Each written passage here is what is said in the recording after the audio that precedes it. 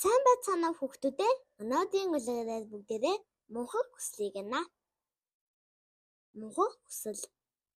Хүнд хэцүү амьдралаасаа залхсан нэг ядуу модчин байжээ.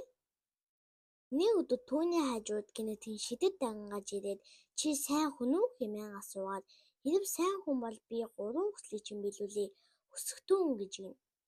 Модчин ч дараагүй рүүгээ тавгаж эхнэр дээрээ очиод болсон явдлаа ярьлаа. Эхнэр нь бид хүслээ хэлэхээс өмнө сайтай бодох хэрэгтэй гэж тун нухацтай ухаантай царай гаргав гин. Модчин ч тийм шүү хэмээн дэмжлээ. Ер нь хоёулаа өөрсдийнхөө энэ сайн хувь тохиолдлыг тэмдэглэж хундаг жимснээ цэвэр шүүсгуй гэж модчин хэлээд би жимсний шүүснээ хажуугаар зайдас идмээр байна гэлээ.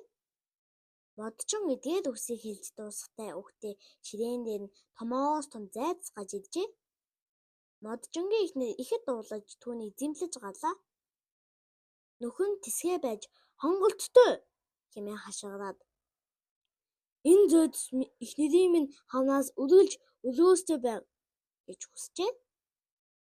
Юу болсныг чи төсөөлж байгаа биз дээ?